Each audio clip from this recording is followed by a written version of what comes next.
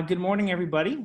Thank you for having me. It's nice to be able to connect with people from around the world. Some of you further along this journey than we are, and others who might be beginning this journey. So I think this is a fantastic way for us to connect and just share experiences and not feel so lonely throughout the process. So let's get going. Our mission statement is everyone learning everywhere, and we are very blessed at our school to have a very good marketing and communications team. So they just put this little spin on everyone learning online everywhere, and it was a nice little positive thing for them to do for our community as we headed into our virtual learning program. Just some context, okay? So I'm from Curitiba, Brazil. The population is approximately 2 million. We're an ECC to grade 12, private international school, 720 kids. 70% of those are local, 30% foreign. And with our teaching staff, we have just over 100 teachers, 60% local, 40% foreign. We're the most expensive private school in the city. Curriculum-wise, we use the IB diploma. We're a Common Ground collaborative school. Not sure if you're familiar with that organization and Kevin Bartlett. Common Core we use in middle school and elementary. And then ECC, we're a Reggio Emilia inspired school. Technology-wise, a couple tidbits here. Most of our stakeholders are social media savvy, and this is in terms of thinking about the parents. They're really good with WhatsApp and Instagram, but they weren't very tech savvy. So we had a lot of work to do getting them up to speed as we moved into this. And we have Chromebooks, which are issued by the school for grades 3 to 5, and we're 1-to-1 in grades 6 to 12. And those are family purchase devices, which are mostly Macs. We can't mandate those devices, so we just recommend. So a little bit of background. We had our carnival break in the last week of February, and as a leadership team, we had kind of seen what was happening in Asia and in Europe, and we had an emergency leadership meeting on the Friday before, and that's when you could say that that holiday ended quite fast. At that point in time, our head of school had asked leadership team to produce a virtual learning program document. So we started working on that over that weekend and developed that by March 4th and then delivered that out to staff shortly thereafter. Developed a risk matrix, shared that with the community on March 10th, and both those are linked there. And I will say that we have credited and we're able to leverage many other international schools in Asia who were very willing to help us out as we produce these documents.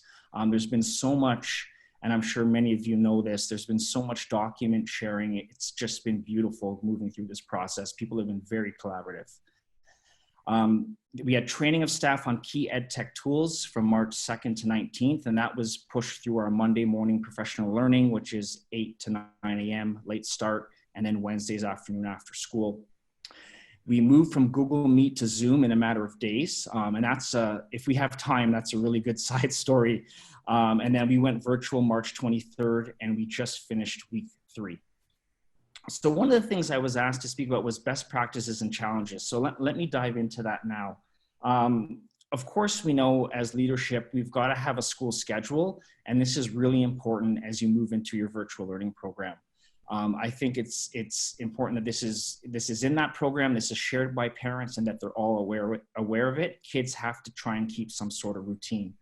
I would say you need a mix of synchronous and asynchronous teaching.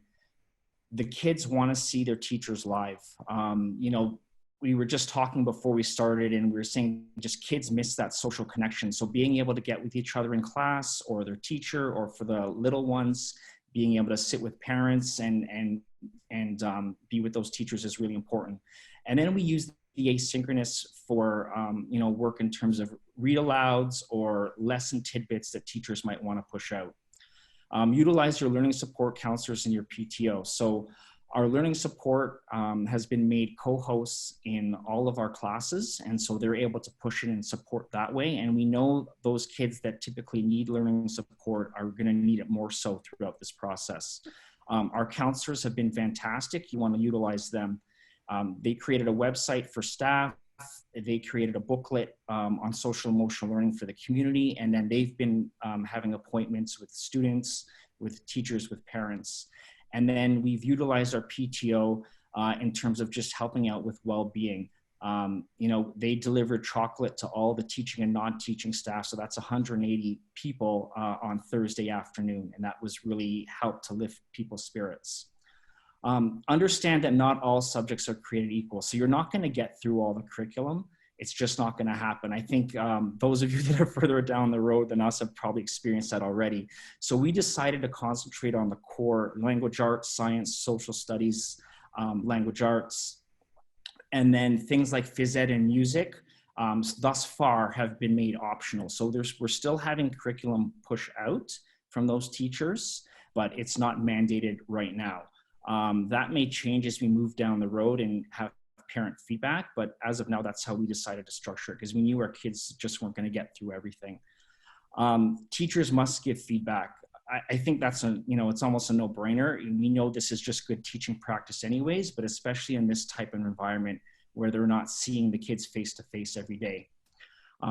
Everyone should know their roles. And what I mean by that is in our virtual learning program, we outlined what everyone should be doing. So that's, what teachers' responsibilities are, what the students' responsibilities in this program are, what parents should be doing, as well as the leadership team.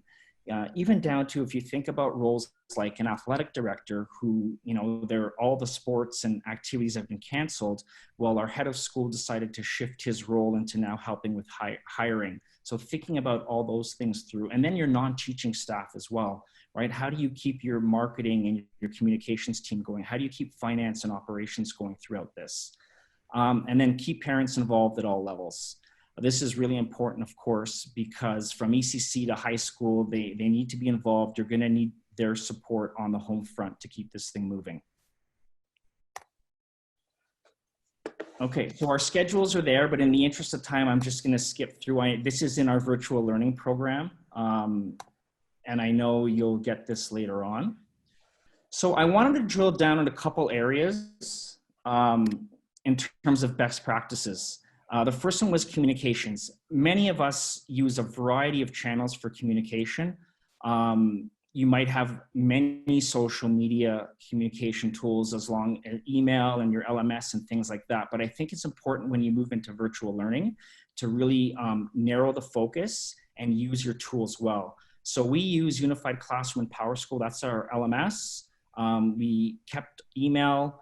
Our communications team was wonderful in developing this WhatsApp broadcast, which basically is a one-way communication tool for WhatsApp.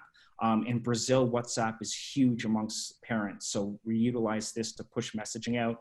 Our website, we have a couple social media platforms we use, but we decided to drill down into Instagram and use that more for celebrations. And then of course, Zoom is our video conferencing tool. The next area, one thing we did at moving into week 2, and then next week as we move into week 4 will be to survey the community. This was parents, this was teachers, students, as well as our non-teaching staff. So I think that's really important in terms of their wellness with the program. And then if you do that, I know some schools are doing that weekly, some schools are doing that bi-weekly. It just allows you to track that data. Something we did for our teachers was contests. We did a best sign off when we have a all staff Zoom meeting. And then for April Fools, we did outfits. So just those little things to try and keep things going and keep their spirits up. Use your socials for good. We used Instagram for parents to thank teachers over Easter, and we made some videos and pushed those out. That was great. We are a sustainable school, and we have a sustainability coordinator. And so we were able to take some of the vendors that we use, because we have a sustainability market at our school, and set that up online so that teachers could still make orders and our community members could still make orders and have those things delivered to their homes. We put on our website a physical activity booklet, keep connected to nature, and then some social emotional support. And then we've got some online classes going after school. So Barre, which is like a fitness class. We've got Hatha Yoga from one parent, Taekwondo, photography, and arts. And those are open to parents and teaching, non-teaching staff in the community. So as director of IT, I'd be remiss if I didn't drill down into this one a little bit. I think all of us know video conferencing tool is a must. If I could say one thing, choose one and do it well. We started with one and quickly had to shift to another, as I mentioned. And as you move into this virtual world, also keep in mind key things like your child protection policy and your social media policy. For instance, in terms of child protection, we decided not to record any classes. That was a decision we made in terms of child protection. And then in social media, just reminding our teachers that, you want to keep in contact with your kids, but there's appropriate school channels to do so, like email and our LMS. We didn't want them trying to contact kids on Facebook or anything like that, even though they might be tempted to because they want to, be able to reach them very quickly. Understand the limitations of devices and just, what equipment that your teachers, your non-teachers, even your students might have in their homes and their houses. We've had to switch up. We sent some of our non-teachers home with Chromebooks on the finance team, and then we had to actually take desktops from school and move those to some homes. Limitations of internet. I lived in South Korea for 4 years, and the internet was amazing. Moving to Brazil and being here for a couple of years has been really tough. We constantly have complaints around internet, so you're just going to have to be understanding of those issues. And don't underestimate how much IT support will be required. I'm sure those of you that have been living this for a while appreciate this. I was a little bit naive. I thought week 1 would be really heavy with support, and by week 2, I might be able to get to some side projects, and that just never happened. It's been full on support all the way through to week 3. So treat your IT team well. Okay, some challenges. Again, we've heard this every week. The workload is too light, the workload is too heavy. You're not gonna be able to satisfy everybody all the time. You're gonna get these comments from parents. And I'm open to, I'd love to hear some others, how you're dealing with this. We're surveying, as I mentioned. We're encouraging our teachers to differentiate and provide extension activities on our class pages and things like that. We found from the first survey, and I imagine the second one, everyone's got too much screen time. So as leadership, it's really important for us to just, when evenings roll around or when a long weekend like this rolls around, encourage your staff and your kids to just get off those screens. Stress can get in the way of appropriate technology use for everybody. So, as someone who works in IT and you have a little bit more confidence than others, when something stressful happens with the machine, we can work through it. But you'll find that when people don't have the ability to run to the IT team in a building, their stress is gonna be a little bit higher. So it's really important that we remain patient. And of course, remember, when people are operating with anxiety, they're not making their best decisions. I've seen this happen a couple times in the last 3 weeks. And, as leadership, we have to keep in mind that people might be stressed and we might be stressed. Obviously, we're having to be very agile through this, but we have to remain calm, cool, and collected when we're speaking with our teachers, our parents, our kids. We can vent amongst each other, but amongst them, we have to, keep a steady ship. All right, that's about it. The next couple slides are just links to some resources. And the last slide is how to get a hold of me. So this is, you can look through these, and I'm available for questions. Again, thanks for having me. I hope that was helpful.